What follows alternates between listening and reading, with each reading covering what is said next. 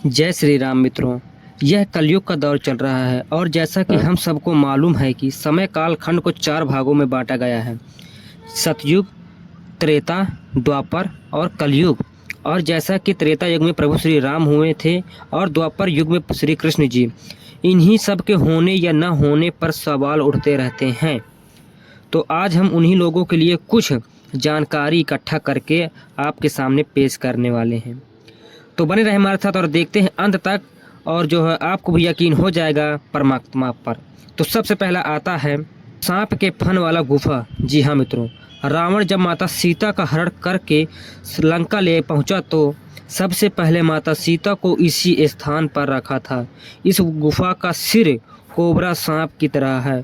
गुफा के चारों ओर की नक्काशी इस बात का सबूत है कि माता सीता को इसी स्थान पर रखा गया था।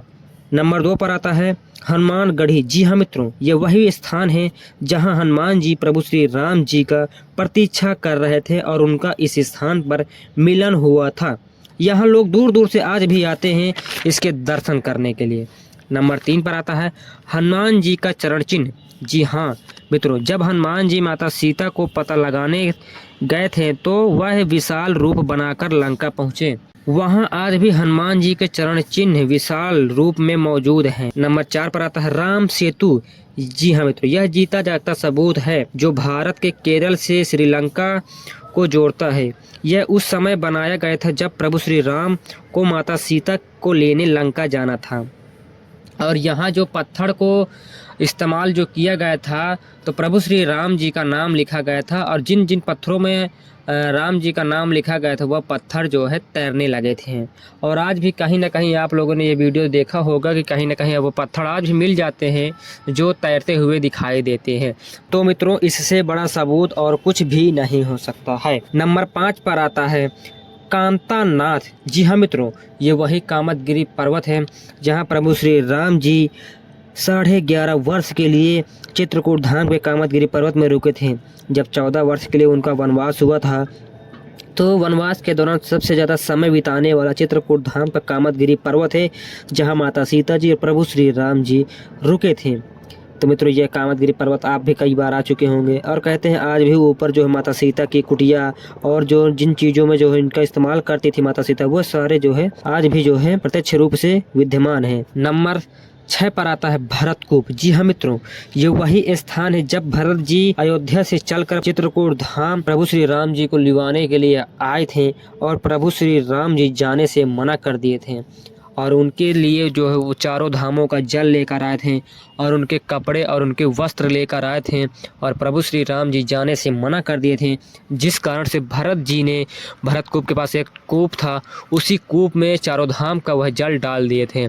और कहते हैं आज भी उस कूप में चारों धामों का जल प्राप्त होता है और लोग दूर दूर से आते हैं। कहते हैं उस जल का एक बार स्नान करने से सारे पाप धुल जाते हैं। जी हाँ मित्रों, ऐसी वहाँ की कथा है। और वहाँ भरतकूप में कहते हैं एक बार रेस्क्यू टीम ने जो है कुछ जानकारी इकट्ठा करने के लिए उन्होंने जो है गोता लगाया था, जिस कारण से उन्होंने बताया कि नीचे 4 सुरंग बनी हुई हैं जो अलग अलग दिशाओं से जो है पानी निकलता है। और कहते हैं भरतकूप का कभी भी पानी ख़त्म नहीं होता है, और कहते हैं इसकी गहराई बहुत ही विशाल है और जिसकी थाव पाना असंभव है। नंबर 7 पर आता है लक्ष्मण पहाड़ी। जी हाँ मित्रों, यह चित्रकूट धाम में लक्ष्मण पहाड़ी। जी हाँ मित्रों, 11.5 वर्ष जिस पर्वत में लक्ष्मण जी बिताएं, ना कभी सोएं, ना कभी जो है विश्राम की, ना कुछ खाएं, ऐसा प्रभु श्री राम जी के मित्र भाई जो कि 11.5 वर्ष चित्रकूट धाम में रुके थे और जिस पर्वत में रहते थे उसको हम लक्ष्मण पहाड़ी के नाम से जानते हैं। जब माता सीता प्रभु श्री राम जी चित्रकूट के कामदगिरी पर्वत में जो है वह रहते थे तो उनकी देखभाल रक्षा करने के लिए वो जो रात भर जगते थे और जो है पहरा दिया करते थे, जिसको हम लक्ष्मण पहाड़ी के नाम से जानते हैं। नंबर 8 पर आता है हनुमान धारा। जी हाँ मित्रों, ये वही हनुमान धारा है जब कहते हैं माता सीता जी को वापस प्रभु श्री राम जी लंका से ले आए थे, और ले आने के बाद जो उनका राज्याभिषेक हो गया था, और राज्याभिषेक होने के बाद उनमें जो है सभी को जो है अच्छी अच्छी भेंटें प्रदान कर रहे थे।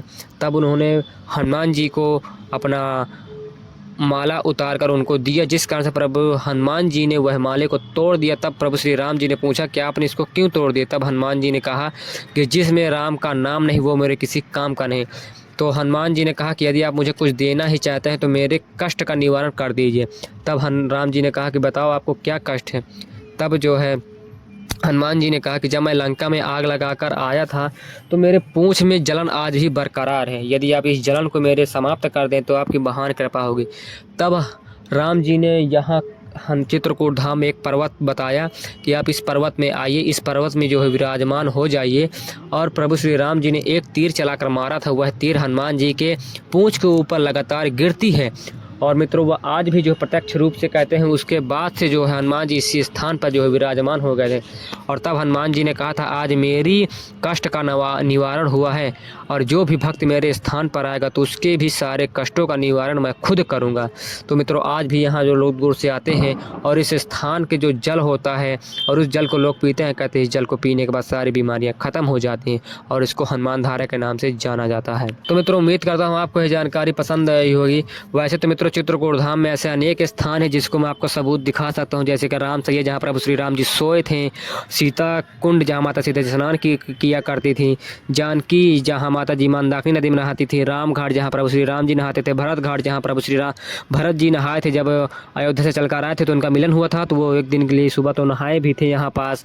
और मित्रों यहाँ सती अनसुईया जहाँ माँ मंदाकिनी नदी का उद्गम स्थल होता है। अनेक स्थान यहाँ चित्रकूट धाम में मित्रों विद्यमान है, जिनको मानना है वो मान सकते हैं, जिनको नहीं मानना है वो नहीं मान सकते हैं।